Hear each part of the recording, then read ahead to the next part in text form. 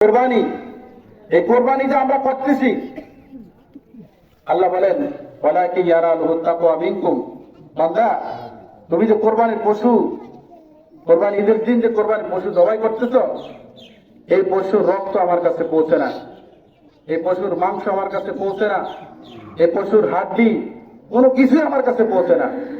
ওয়ালাকিন ইয়ারালুহু তাকওয়া মিনকুম, আমার কাছে পৌঁছে, আমি আল্লাহ তাআলার কাছে পৌঁছে একমাত্র তোমার দিলের সুইচ্ছা। তোমার দিলটা কত সুন্দর, তুমি যে কোরবানি করতেছ। ইব্রাহিম আলাইহিস সালাম যেরকম ভাবে আল্লাহকে সন্তুষ্ট করার জন্য নিজের প্রিয় পুত্র তাকে জবাই করতেন শুধু একমাত্র আল্লাহর সন্তুষ্টির জন্য, এরকম তোমরাও কোরবানি করবা, শুধু কোরবানি শুধু না, কোরবানিও করবা আমার জন্য, নামাজ আমার জন্য, দান খয়রাত আমার জন্য, আত্মীয় স্বজনের সাথে ভালো ব্যবহার আমার জন্য, বাবা মার সাথে ভালো ব্যবহার, বাবা মার খেদমত আমার জন্য, এগুলো সব আমার জন্য হইতে হবে। সামাজিক ধর্মীয় যত কাজ আছে সমস্ত কাজের উদ্দেশ্য থাকবে আমি মাওলাকে রাজি করা, আমি মাওলাকে সন্তুষ্ট করা। সুতরাং আল্লাহ বলতেছেন তুমি দামি গরু কিনে আনছ, হ্যাঁ দামি গরু কেনার জন্য আমি নির্দেশ দিচ্ছি, মোটা তাজা সুন্দর ত্রুটি মুক্ত সুস্থ সুদেহ, এগুলো আমি আমার রাসূলের মাধ্যমে জানিয়ে দিচ্ছি, ঠিক আছে। কিন্তু এগুলো মূল উদ্দেশ্য না, মূল উদ্দেশ্য হলো তোমার দিলের তাকওয়া। তুমি আমি আল্লাহর ভয়ে কোরবানি করতেছি কিনা, আমি আল্লাহকে সন্তুষ্ট করার জন্য করতেছি কিনা, এটা কিন্তু নিশ্চিত করতে হবে। এটা যদি না হয় তো সব বরবাদ। এই জন্য আদম আলাইহিস সালামের শরীয়তে এটা নিয়ম ছিল, আল্লাহ তাআলার পক্ষ থেকে যেটা দান, যে কোরবানি কবুল হইতো, আল্লাহ তাআলার পক্ষ থেকে একটা আগুনের খন্ড আইসা ওইটা জ্বালায় দিত। ওই জ্বালায় দেওয়ার উদ্দেশ্য হলো এটা আল্লাহ কবুল করছে। আর যেই দান, যে কোরবানি, যে সদকা কবুল হইতো না, ওইটা আর আল্লাহর পক্ষ থেকে আগুনের খন্ড এসে জ্বালাইতো না, ওটা যেভাবে ওইভাবে থাকতো। এই দেখেন আল্লাহ পাকের উদ্দেশ্য হলো বান্দার দিলের নিয়ত। এই নিয়তের বিরুদ্ধে আমাদের অনেক গড়বড়, এই যে নিয়তকে পরিশুদ্ধ করতে হবে। মোহতারাম হাজিরিন, আমি নিয়ত সম্পর্কে আজকে আর কোনো বেশি কথা আলোচনা করবো না, আগে বহুত আলোচনা করছি। নিয়তকে সুন্দর করি, আসেন আমাদের নিয়তকে সুন্দর করি, যে আল্লাহর জন্য করতেছি। যেখানে আমার উদ্দেশ্য আল্লাহর জন্য করা। এক বিবাহের মধ্যে মানে কনের কে নেওয়ার জন্য পাত্রপক্ষ যখন আসছে, তো সাজানি টাজানি এগুলো পছন্দ হয় না, কনের পক্ষের পছন্দ হয় না, বিরাট গোলযোগ। শেষ পর্যন্ত কনের বাবা, মেয়ের বাবা বলতেছে, এই আমার সাজানি, ভালো দামি শাড়ি গহনা, এটা উদ্দেশ্য না, আমি এখানে আত্মীয়তা করছি, ওনাদের সাথে ভালো লাগছে, আত্মীয়তা করছি, ছেলেটা আমার পছন্দ হয়েছে, জামাইটা পছন্দ হয়েছে, আত্মীয়তা করছি, কি দিল না দিল এটা মূল উদ্দেশ্য না, আমি ওই লক্ষ্য নিয়ে আত্মীয়তা করছি। ছেলেটা ম্যাজিস্ট্রেট, ছেলেটা একটা সরকারি ম্যাজিস্ট্রেট।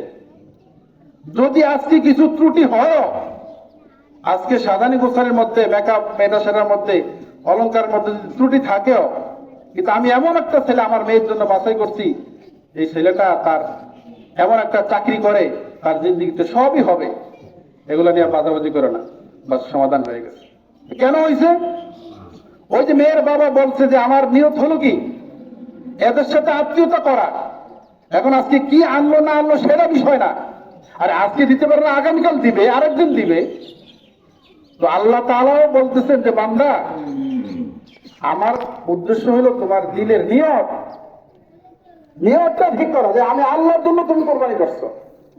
এবং এটার থেকে শিক্ষা গ্রহণ করে আরো যত আমল আমাদের সামনে আসবে, একেবারে ফরজ থেকে নিয়ে নফল, মুস্তাহাব, ক্ষুদ্র একটা আওলা, যেটা এই কাজটাও আমরা আল্লাহর সন্তুষ্টির জন্য করবো। যা করি সব আল্লাহর সন্তুষ্টির জন্য করতে হবে, তাইলে আমাদের আমলটা আল্লাহ তাআলার কাছে কবুল হবে, গ্রহণযোগ্য হবে।